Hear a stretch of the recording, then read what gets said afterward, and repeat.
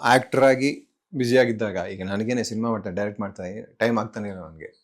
3 ವರ್ಷದಿಂದ ಮಾಡ್ತಾನೆ ಇದ್ದೀನಿ. ಇನ್ನೂ ಸರ್ಕಸ್ ಮುಂದೆ ಕೇಳ್ಕೊಂಡು ಹೋಗ್ತಾ ಇದೆ. ತುಂಬ ಕಷ್ಟ. ನಮ್ಮ ಕೆಲಸನ ಬದಿಗಿಟ್ಟು ಇನ್ನೊಂದು ಕೆಲಸದ ಬಗ್ಗೆ ಕಾನ್ಸಂಟ್ರೇಟ್ ಮಾಡೋದು. ಜೊತೆಗಲ್ಲಿ ಇವ್ರು ಆ್ಯಕ್ಟ್ರು ಕೂಡ ಆಗಿರೋದ್ರಿಂದ ನಾನು ಆ್ಯಕ್ಟರ್ ಆಗಿ ಇಲ್ಲದೆ ಇರೋ ಒಂದು ಸಿನಿಮಾದಲ್ಲಿ ಅಷ್ಟೊಂದು ಎಫರ್ಟ್ ಹಾಕೋದು ನನಗೆ ಎಷ್ಟು ಸಿಗುತ್ತೆ ವಾಪಸ್ಸು.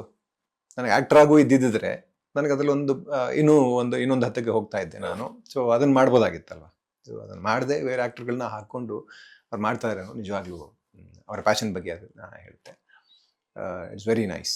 ಸೊ ಅವರಿಬ್ಬರು ಒಟ್ಟಿಗೆ ಕೆಲಸ ಮಾಡಿದ್ರು, ಸಚಿನ್ ಮತ್ತು ಇವರು ಒಟ್ಟಿಗೆ ಕೆಲಸ ಮಾಡ್ತಾ ಇರೋದು ಅಗೇನ್ ಆ ಫ್ರೆಂಡ್ಶಿಪ್ ಇದ್ದರೆ ತಾನೇ ಇನ್ನೊಬ್ಬರನ್ನ ಹಾಕೊಂಡಿದ್ದಾಗಲೂ. ನಾನು ಆ್ಯಕ್ಟರ್ ಆಗಿದ್ದು ಕೂಡ ಇನ್ನೊಬ್ಬರ ಸಿನಿಮಾಗೆ, ಈಗ ಒಬ್ಬ ಆ್ಯಕ್ಟರ್ ಸಿನಿಮಾ ಅಂತ ನಮ್ಮಲ್ಲೆಲ್ಲ ಲೆಕ್ಕಾಚಾರ. ಅದು ಹೀರೋ ಅಂದರೆ ಹೀರೋ ಸಿನಿಮಾ ಅಂತಲೇ ಹೇಳ್ಬಿಡ್ತೀವಿ. ಯಾರು ಸಿನಿಮಾ ಇದು ಅಂದರೆ ರಾಜ್ಕುಮಾರ್ ಸಿನಿಮಾ ಅಂತ ಹೇಳ್ಬಿಡ್ತೀವಿ. ಅದು ಬಟ್ ಅದ್ರ ಹಿಂದೆ ಎಲ್ಲರೂ ಕೆಲಸ ಮಾಡಿರ್ತಾರೆ, ಡೈರೆಕ್ಟ್ರು, ಪ್ರೊಡ್ಯೂಸರು, ಇನ್ನು ಮಿಕ್ಕಿದ ಆ್ಯಕ್ಟರ್ಸ್. ಸೊ ಎಲ್ಲರದ್ದು ಸಿನಿಮಾ ಅಲ್ಲ.